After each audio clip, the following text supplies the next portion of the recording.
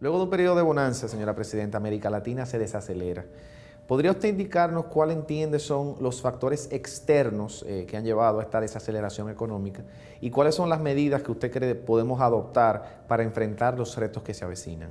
Cómo no, efectivamente, como usted lo señala, Emil, estamos asistiendo desde hace un par de años en América Latina hacia lo que pareciera ser un nuevo ciclo de menor crecimiento económico, con el agravante de que después de que la población sintió los efectos de una bonanza económica a través de la reducción de la pobreza, del crecimiento del empleo y del engrosamiento de la clase media, podríamos, en caso que no seamos capaces de reactivar ese crecimiento económico, podríamos asistir a años socialmente complejos por la convulsión que esos resultados económicos puedan generar en una población que se va a ver impactada, y eso a su vez poder también afectar los estándares democráticos de nuestra región. De manera que es de la mayor importancia lo que hemos venido a discutir aquí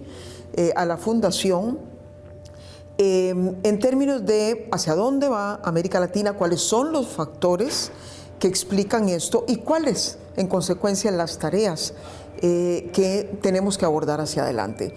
En cuanto a los factores, hay factores externos y hay factores internos. Es importante señalar los factores externos para contabilizarlos, pero también teniendo claro que es muy poco lo que nosotros podemos hacer para que esos factores externos cambien, pero por lo menos nos dan una clara dimensión del peso relativo que tienen. Y están los factores internos, que es a dónde América Latina tiene que concentrar sus esfuerzos. En cuanto a los factores externos, fundamentalmente estamos hablando de un problema de crecimiento de unas economías que más ayudó al crecimiento de América Latina, que es la economía china, el hecho de que tampoco se compensa con el estancamiento que todavía alcanza Europa. Hay buenas noticias para la parte norte de América Latina, muy dependiente del mercado norteamericano, porque Estados Unidos sí está empezando a crecer y esas economías del norte van a crecer un poco más que algunas de las economías del sur. Está también la situación riesgosa de entradas de capital más restrictivas hacia adelante, dado el cierre del ciclo de los estímulos económicos en Estados Unidos y el eventual incremento de las tasas de interés. Los capitales van a estar más interesados en fluir hacia Estados Unidos que en seguir viniendo hacia nuestros países. De manera que yo diría que esos quizás pueden ser, digamos, los principales factores externos. En cuanto a los factores internos, tenemos que decir que hay algo que está ligado a la demanda también externa, pero que sí es más propio nuestro, que es un deterioro en los términos de intercambio. Nos están pagando menos por las materias primas y los commodities que antes exportábamos. Y eso sobre todo pone en evidencia quizás, digamos, el principal, a mi modo de ver, factor estructural que tendremos que enfrentar hacia adelante si queremos retomar un crecimiento sostenido, y es el hecho de que América Latina todavía tiene pendientes sus tareas en términos de diversificación económica y en términos de mejorar sus niveles de competitividad mediante un incremento de la productividad. Solo para tener claras las dimensiones de este problema, mientras que América Latina creció en los últimos años sobre la base de la mejora de su productividad en tan solo un 60% o menos, China explicó su crecimiento fundamentado en el factor de productividad en un 90%. Es decir, América Latina creció sobre todo más que en base a la productividad, en base a el creciente capital y el creciente factor de trabajo que se incorporan a los procesos productivos, pero no porque seamos mucho más provechosos en el uso de esos factores. Entonces, si América Latina no revierte esa situación, va a ser muy difícil porque nos van a pagar menos por lo que producimos, como ya nos lo están haciendo. No tenemos tampoco una capacidad ilimitada de sobreexplotar esos recursos minerales o de seguir sembrando indiscriminadamente, robándole de alguna manera a la naturaleza con una extensión de la frontera agrícola y tenemos que abordar el tema de la productividad. Yo diría que ese es el elemento esencial. Hay otra serie de factores que se pueden agregar y gran parte de la discusión que hemos sostenido es cómo mejorar o cómo abordar el problema de la productividad, cuáles son los factores esenciales, y hay una alta coincidencia de que el tema del recurso humano, la capacitación, la readecuación educativa de cara a la producción y la innovación son quizás los elementos más importantes. La inversión extranjera, señora presidenta, es un elemento fundamental para el desarrollo económico de los países. Sin embargo, Costa Rica vemos que ha tenido mucho éxito en la atracción de inversión extranjera de calidad, específicamente en el sector de alta tecnología. ¿Podría usted decirnos cuáles son las medidas que pueden adoptar los países para convertirse en receptores de inversión extranjera de alta calidad y así entonces agregar valor a sus exportaciones? ¿Cómo no? Hay varios factores en realidad que han explicado el éxito costarricense en lo que respecta a la atracción de inversión extranjera en sectores de alto valor agregado, muchos de los cuales tengo que reconocer que República Dominicana también los ha venido desarrollando. Y solamente para hacer un recuento de ellos y luego me centro quizás en el que considero más crítico, la ubicación geográfica nos ha tocado y tenemos una gran fortuna de ser naciones que están ubicadas en la cintura de América y tenemos una importante, digamos, cercanía, relativa cercanía, desde el punto de vista de la logística, de exportación, importación de los mercados más importantes del mundo, Estados Unidos y Europa. Hemos sabido entender que a la par de esa ubicación geográfica es importante desarrollar una buena infraestructura y se ha venido invirtiendo en puertos, aeropuertos que permitan todo lo que es el traslado de mercaderías.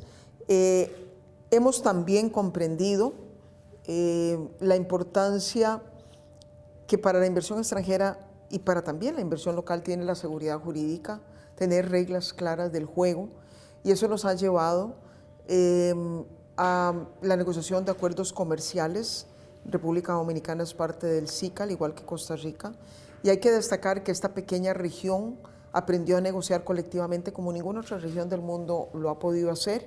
Negociamos un acuerdo comercial con Estados Unidos, negociamos un acuerdo comercial con Europa, y eso nos ha dado condiciones bastante excepcionales para efectos de ofrecer condiciones importantes al inversionista extranjero que viene a producir aquí para exportar hacia esos mercados con condiciones especiales. Aparte de esos elementos, logística, ubicación geográfica y seguridad jurídica, hay un elemento que por lo menos en Costa Rica ha sido, yo me permitiría decir que el verdaderamente crítico, el que define al final la decisión de una empresa de irse a Costa Rica y no quizás a otros países que compiten como nosotros, como Irlanda, como México en su momento y como algunos países del sudeste asiático, que es el recurso humano. La inversión, entre más valor agregado añade a su producción, más interesada está en que haya un recurso humano altamente calificado para que garantice ese valor agregado. Entonces estamos hablando de que en Costa Rica ya no somos competitivos en la atracción, por ejemplo, de maquiladoras textiles, porque ciertamente requiere una mano de obra menos calificada y hay países que la ofrecen con salarios más bajos que los que ofrece Costa Rica, pero cuando hablamos de alta tecnología, de dispositivos médicos, de servicios compartidos, de tecnologías verdes. Cuando hablamos de todas esas áreas, Costa Rica se ha convertido en un polo de atracción. En este momento, un porcentaje muy importante de nuestras exportaciones están atados a las principales cadenas de valor global. Eso quiere decir que esa producción que estamos sacando de Costa Rica es una producción que sí genera riqueza, que sí genera encadenamientos, que sí genera transferencia de conocimientos y que nos asegura a los costarricenses, digamos, una mayor también certeza frente a la volatilidad de los mercados externos. El tema de la inversión en el recurso humano, el capital humano, a través de la educación, a través de la salud, en consecuencia para mí ha sido el factor diferenciador en el caso de Costa Rica.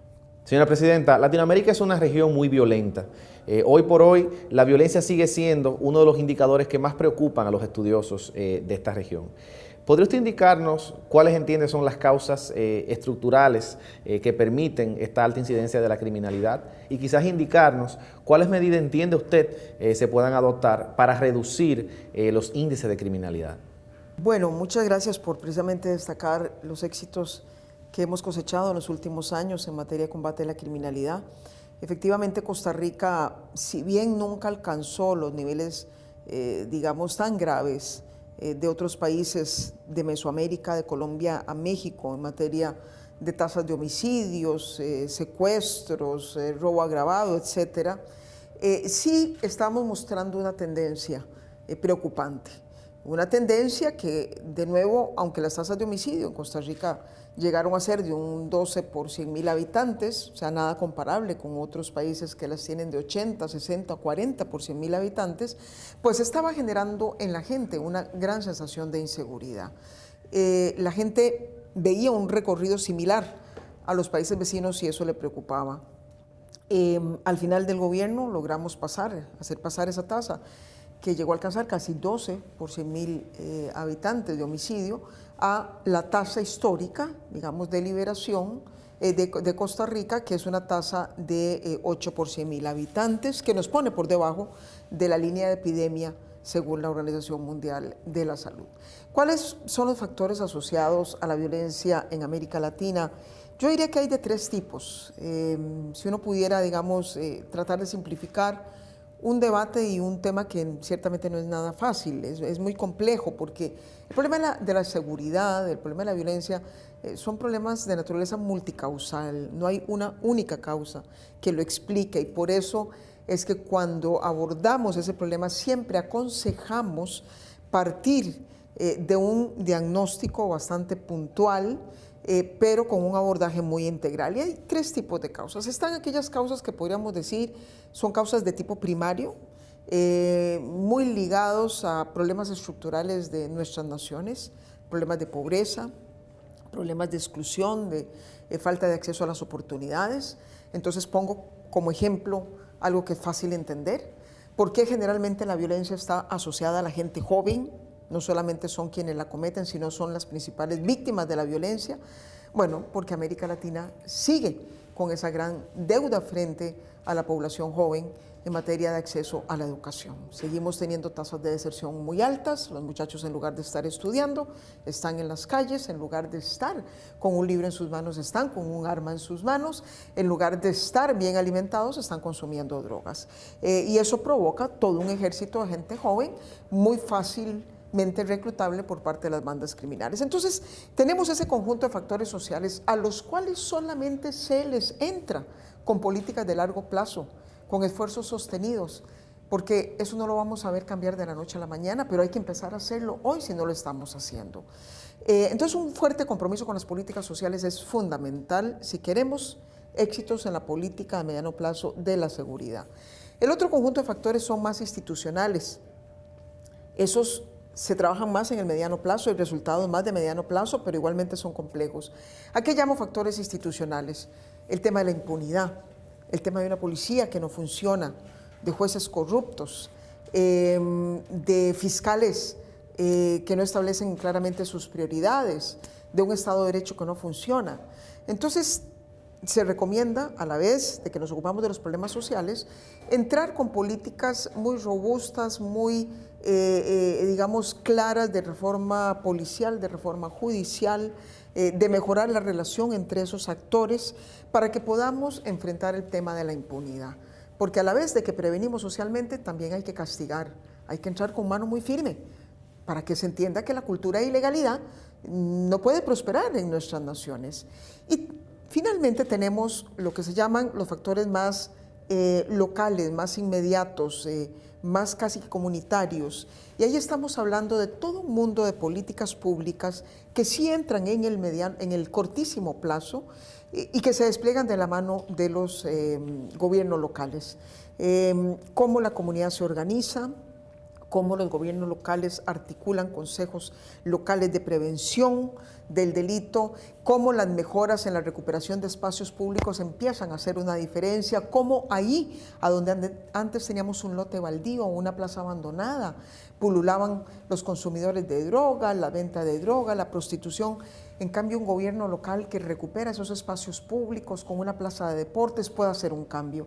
De manera que son 3 tipos de factores en términos generales, los cuales en una política de abordaje integral se van tratando al mismo tiempo, algunos empiezan a dar resultados muy inmediatos y eso aplaca el sentimiento de seguridad, pero el compromiso tiene que ser un compromiso de largo plazo. Habiendo dicho esto, sí tengo que reconocer que tenemos una seriosísima amenaza que está pendiendo sobre nuestros sistemas y sobre estas políticas que combaten la criminalidad común, que es el crimen organizado. Y eso es un tema mucho más complejo, pero que también ciertamente pues, podemos abordar.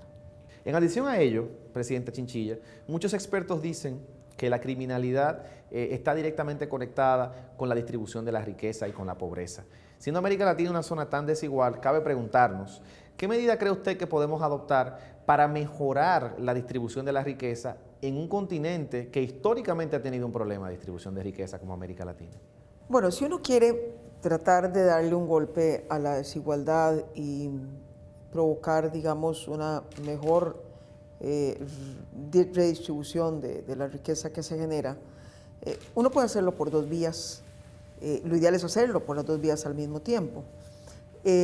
Por un lado, tratando de compensar a quienes están más rezagados a través de la inversión social, y no hay la menor duda de que la mejor inversión que cualquier país puede hacer es en educación, porque la educación promueve personas con mayores instrumentos a su haber para poder salir de la pobreza y con más posibilidades de engancharse al mercado laboral.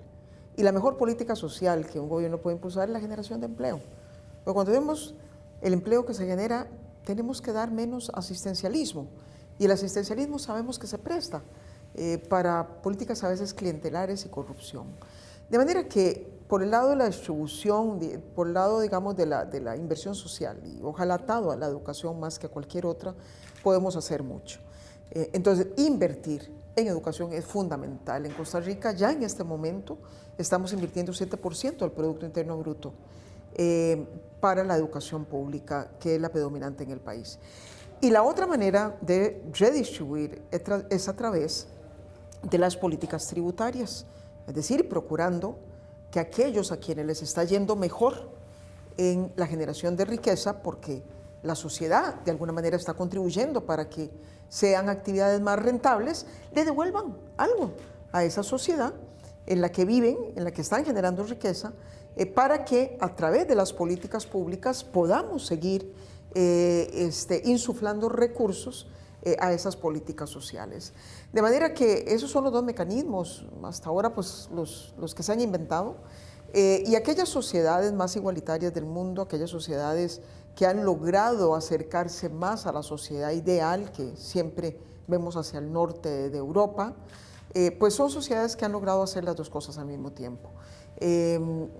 Gravar la riqueza por encima de ciertos montos, de manera importante, tienen cargas tributarias que oscilan del 25 hasta el 40%, pero además garantizar que esos recursos que recaudan están invertidos de la mejor manera y sobre todo los han invertido en buena educación, educación de mucha calidad.